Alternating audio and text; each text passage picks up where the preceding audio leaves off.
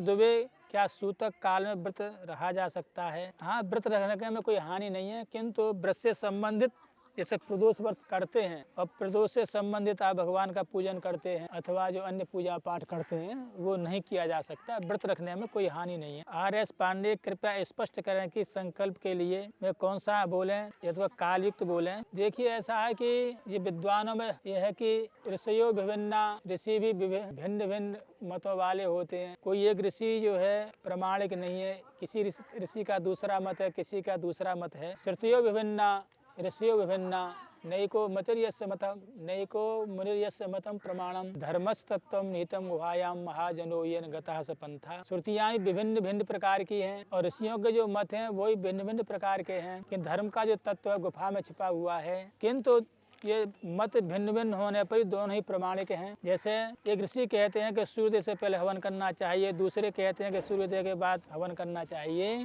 उदित जुहोति अनंत जुहोति, इस पर समाधान करते हैं इस शाखा वाले जो सूर्योदय से पहले हवन करें, इस शाखा वाले सूर्योदय के बाद में हवन करें, सही प्रमाणिक है। इसलिए आप जो है सिद्धार्थ के हैं तो नाम को उच्चारण करके तो उसमें कह सकते हैं मत मतांतरे कालयुक्त नामनि संवत्सरे। कालयुक्त नामनि संवत्सरे के पक्षपाती हैं आप, तो मत मतांतरे जो है सिद्धार्थ नामनि संवत्सरे ऐसा बोल सकते हैं, सिद्धार्थ नाम संवत्सरे। हाँ, तो मत मतांतर के अनुसार ये है जिसमें आपकी मतलब अधिक प्रवृत्ति हो, जिसको अधिक मानते हो उसको बोलने के बाद, और जिसको कम मानते हो उसे मत मतांतर का प्रयोग करके उसका उच्चारण कर दें। हाँ, सुनील जी कहते हैं गुरुजी तर्पण के विषय में 3 पुस्तकों में भाई का तर्पण होता है लेकिन भाभी का नहीं, और एक पुस्तक में भाभी भतीजी सभी के तर्पण बताया गया है, कृपया मार्गदर्शन करें। देखिए, ये ऊहा होती है, इसीलिए कहते हैं ना तस्माद् अध्ययनम व्याकरणम। व्याकरण अध्ययन क्यों करना चाहिए कि जैसे सूर्याय जुष्टम निर्वपामि, के भगवान सूर्य का नाम है और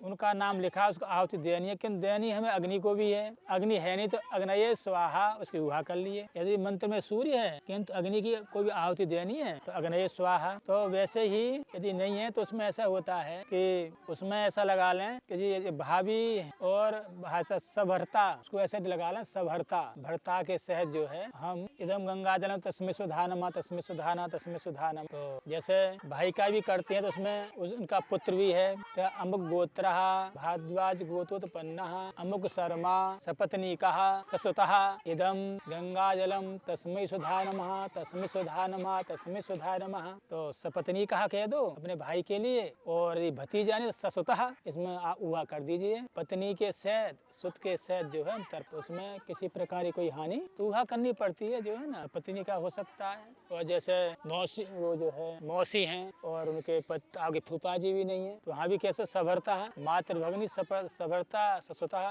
सतलम गंगाजलम तस्य सुधा नमः तस्य सुधा नमः तस्य सुधा नमः। यतो धर्मस्ततो जयः।